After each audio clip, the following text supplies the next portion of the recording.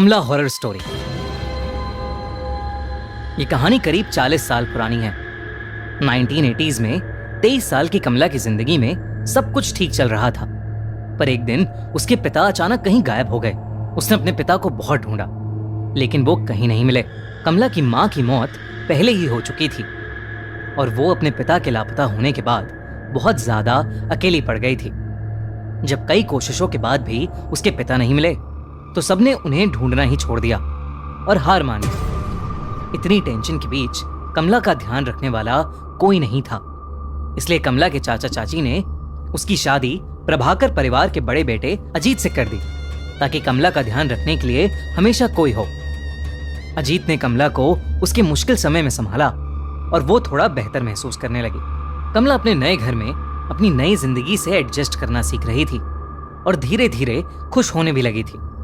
सारा परिवार उसे बहुत प्यार देता था और उसका ख्याल भी रखता था, खासकर उसका देवर राजेश। पर धीरे धीरे चीजें बदलने लगी। एक दिन जब कमला सो रही थी तो उसकी अचानक किसी के रोने की आवाज से नींद खुल गई।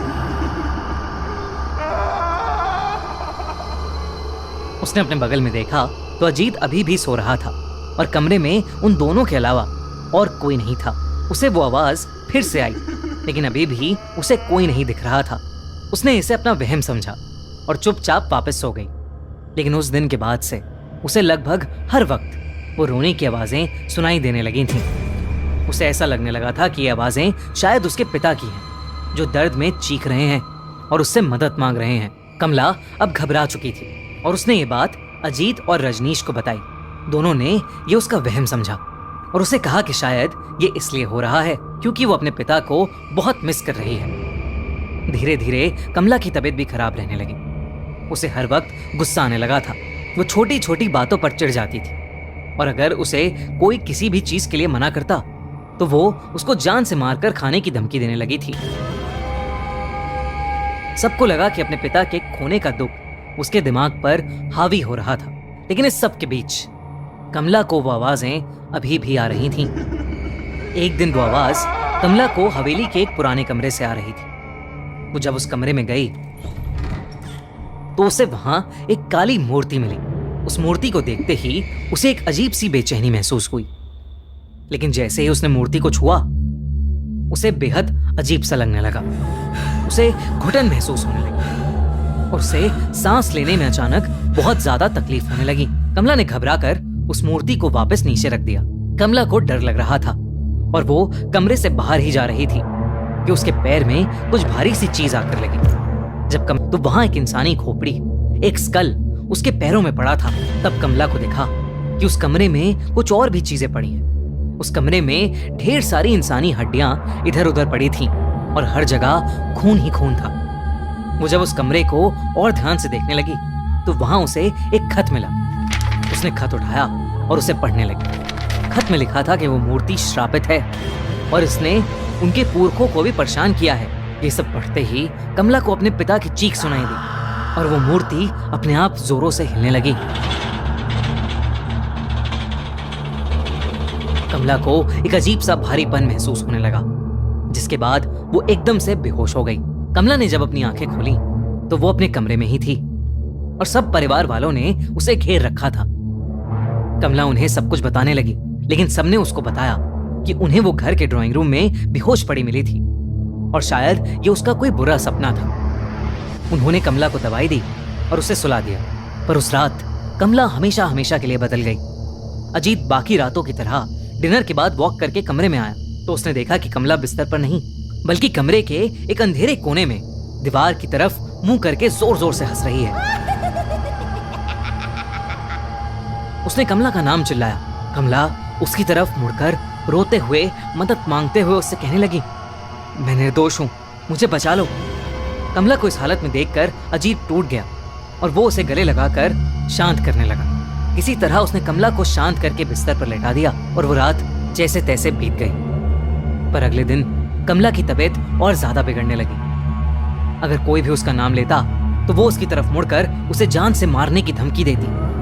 कमला की शक्ल भी अब बदलने लगी थी। धीरे धीरे उसका चेहरा सफेद पड़ने लगा था, आंखों के नीचे काले गड्ढे हो गए थे और वो पागलों की तरह बिहेव करने लगी थी। सारा प्रभाकर परिवार कमला को इस हालत में देखकर बहुत परेशान था, क्योंकि कमला ने रात को पागलों की तरह हंसना शुरू कर दिया था। कमला पूरा दिन बस रोती और हंसती रहती। प्रभाकर परिवार को लगा कि कमला पागल हो चुकी है, लेकिन उससे पहले वो कुछ कर पाते, उनके साथ एक बहुत बड़ा हादसा हुआ। एक दिन शाम को कमला के ससुर अपने रूम में बैठकर चाय पी रहे थे, जब उन्हें एकदम से अपनी पीठ पर ऐसा महसूस हुआ कि जैसे उनकी पीठ में कोई नुकीली चीज घुसा दी। उन्होंने दर्द में जब मुड़कर देखा तो कमला वहां खड़ी पागलों की तरह हंस रही है। कमला के हाथों के नाखून कमला के ससुर की पीठ के अंदर थे।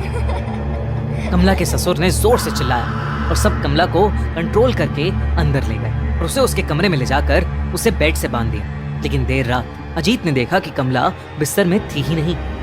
उसने बाहर जाकर देखा तो कमला भागती हुई उसके ससुर के कमरे में घुस गई।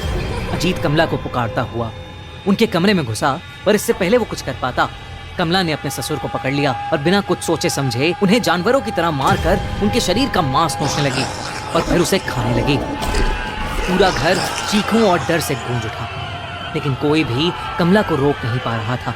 अजीत और उसकी मां ने कमला को उनके पिता की लाश के साथ लॉक कर दिया। उन्हें कुछ समझ नहीं आ रहा था और अंदर कमला पागलों की तरह चिल्लाई जा रही थी। वो जोर जोर से चीख कर कह रही थी कि मैं सबको खा जाऊंगी।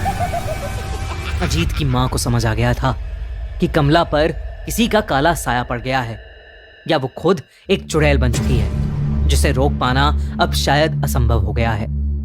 उस रात उनकी मां अपने दोनों बेटों को लेकर उस हवेली से निकल गई और अपने एक रिश्तेदार के घर चली गई। जब वो अपने रिश्तेदार के घर पहुंचे तो अजीत की मां ने उसे बताया कि कमला के साथ जो हो रहा है वो कोई इत्तेफाक नहीं, बल्कि काला जादू है, जो उनके घर के एक पूर्वज करते करते मर गए।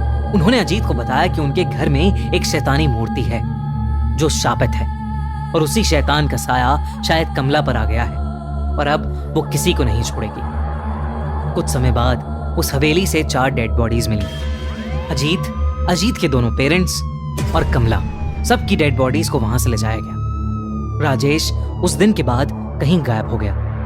लोग कहते हैं कि आज भी उस हवेली में कमला की आत्मा भटकती है और वो किसी को नहीं बख्शती, और अगर कोई भी उस हवेली में गया तो वो उसकी जान ले लेगी, और इसीलिए आज तक वो हवेली वीरान पड़ी है।